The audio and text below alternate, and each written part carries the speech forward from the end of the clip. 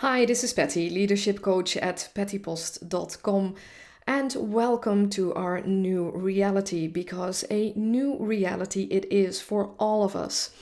And the outcome, of course, is still very unclear and also wide open. So stick around and let's see what the astrological symbols have to tell us about how to navigate these unprecedented times.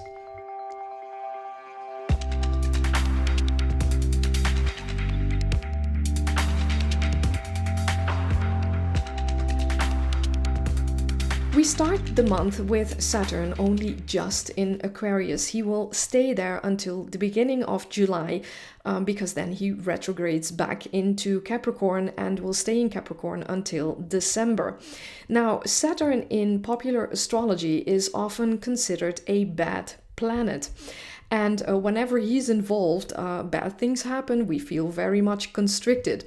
And although this is an expression of Saturn, and yes, we are all experiencing this right now, we tend to forget what the higher purpose of Saturn energy is, what Saturn represents for us.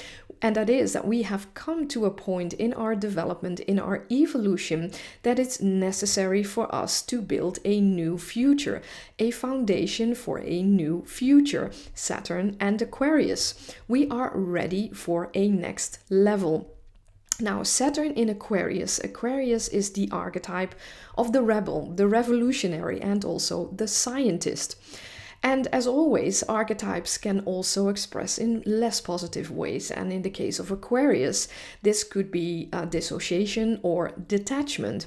And aren't we all into social distancing right now? Such a Saturn in Aquarius term.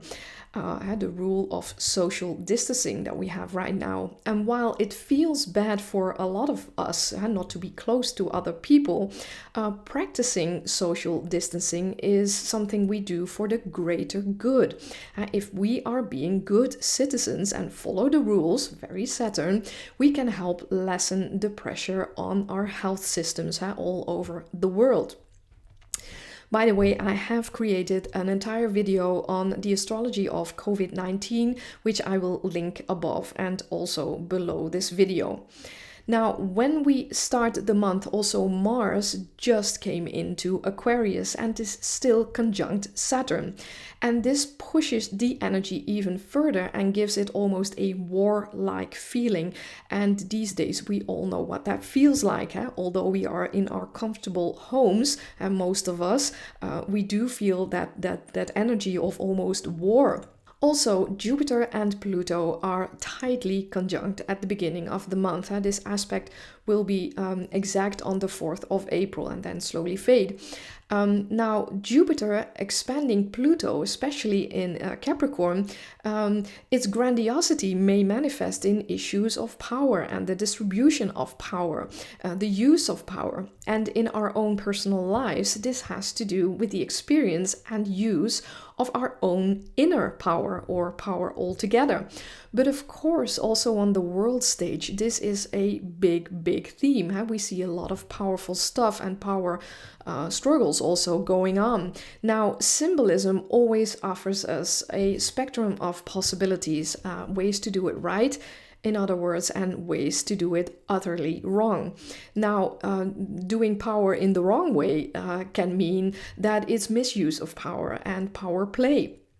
Doing it right, however, is the power to lead other people and guide other people in times of need. And again, this conjunction will fade after the 4th of the month slowly, but we will see returns of this aspect all throughout 2020. What a powerful year it is. I've said it many times and I'm saying it again. Then on the 7th of the month at 7:35 p.m. Pacific time, that's PST, or the next day, the 8th, 4:35 a.m. here in Europe, we have the full moon of this month, and it takes place at 18 degrees and 43 minutes of the sign of Libra. Now, this is again a supermoon, and in fact, it's the most super of all supermoons, super full moons in 2020, as the moon is at its closest to Earth during a full moon all year. Now, this makes a full moon supercharged, and emotions might run very high at this time, and they always run high already at full moons, and this just gives it another notch. And especially with everything that's currently happening in the world, it's good to be very mindful of this. Now, very interesting at this full moon is looking at the symbolism of the planet Eris. It's a dwarf planet. I've talked about Eris quite extensively in videos, especially my Dutch ones, as Eris was tightly conjunct Uranus between 2016 and 2018 roughly. And Aries again is playing a big role during this full moon, and in fact the rest of April as well. The symbolism of it's a dwarf planet, so very small in astronomical terms, but astrologically she symbolizes the goddess of discord and chaos. She's called Discordia. And at this full moon, where the moon is always opposite the sun, the moon is in Libra and the sun is in Aries, Eris is quite close to the sun, adding this chaotic flavor to the mix. Now, the sun and Eris are also together in a very challenging aspect to the before mentioned Jupiter and Pluto, who are still tightly conjunct. And also military Mars is exactly squaring Uranus, the Great Awakener. And this all ignites this supercharged full moon. Now, to be honest, I really do not want to dazzle you with all these astrological symbols. The bottom line is there's a lot going on. Well, don't we know that already? We are seeing it right now. But again, especially during this full moon where emotions can run so high, please be very mindful and careful not to get carried away in all this energy. All the mentioned themes before are going to be very strong and very highlighted during this full moon. Now, Libra, of course, is the sign of relationships and balance. And I do recommend you to focus on keeping your inner balance, your inner equilibrium. That's really Libra work. Now, after the full moon, we are not out of the woods yet, as by Easter, the sun will have moved on in the sign of Aries and be exactly conjunct Eris in Aries, and exactly square that Pluto, Jupiter and Pluto aspect I've talked about before. And so between the 12th and the 15th of April, Discordia is not done yet. She's playing a large role, and she will throughout the month. We are really burning some high octane fuel here. On the 19th, the sun moves into earthy Taurus, and hopefully that will give a relief from all that feisty Aries energy. And a few days later, on the 22nd, the sun moves into a new moon aspect with the moon in Taurus at 3 degrees and 24 minutes of the sign of Taurus, and it will fall on the 22nd at 6:25 p.m. Pacific time, PST, and the next day very early in the morning at 4:25 a.m. here in Europe, Central European time. Now, Taurus is an earth sign and literally has to do with our earth. And so, interestingly, we have seen many changes to our Earth since the virus has been upon us already. We have seen skies clearing, animals coming back in places where they haven't been for a long time.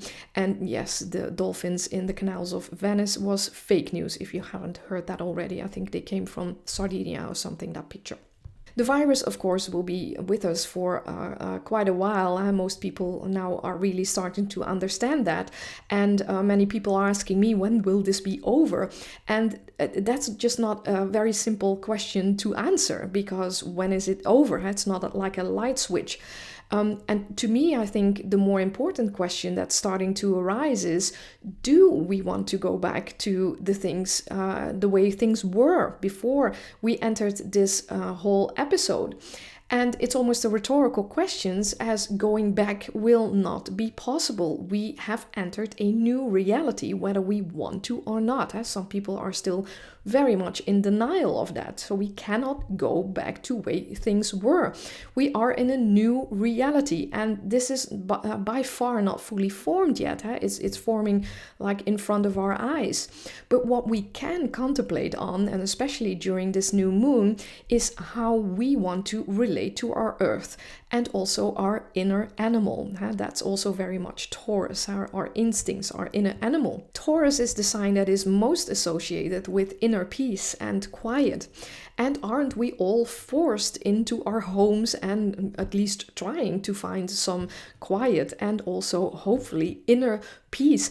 And wouldn't it be great to have some of this state that we are in right now also to have in our futures? We have been running rat races for ages now. And that's so very important, I think, to contemplate, especially during this new moon, on how we want to keep this inner peace and quiet with us into and bring it into our new reality. Now, Taurus is also the sign that's very much connected with money. And since Uranus is quite close to this new moon, we might see some surprises in this department as well, which in fact not really is a surprise. Given the current circumstances, we are all expecting surprises in that area. And whether these surprises or shocks are pleasant or shocking, I really cannot predict. But Uranus is the great awakener. He's shaking us up and helping us out of our comfort zones. Now, Saturn in Aquarius also adds energy to this new moon, which may indicate new regulations, breakthroughs in science, or more community building. Has so many expressions of this energy. And what I observe right now is that a lot of people are still in survival mode. The oldest part of our brains is going haywire, trying to respond to a perceived or actual threat. It's the flight, fight, or freeze response. And this makes solution finding capacity of our brain very limited, very short term. And we need some more time to let the more reasonable parts and also the more creative parts of our brain kick in. On the 25th, Pluto is turning retrograde, and he is the first of a whole set of planets that are going retrograde in the coming months. Now, Pluto is a very slow-moving planet, and his retrograde period takes a long time until October 4. On April 26, the Sun moves into an exact conjunction with Uranus in Taurus, and Mercury follows in the next days. And this again may represent some shocking events. And since Taurus is very much also about the Earth itself, we might see some earthy events like earthquakes, things like that. I've talked about this quite a bit when Uranus was so strong in the past years. So a high octane month once again. And in the backdrop of the movements and aspects of all the planets, we are seeing the implications of COVID-19 play out in front of us. With all this volatile energy, it might feel like we are totally out of control, but we really aren't. Whatever happens in the circumstances, we can still manage our own energy. Putting yourself on a strict, that's at least what I've done for myself, on a media diet, a social media diet, helps really to remain calm. It helps me to remain calm.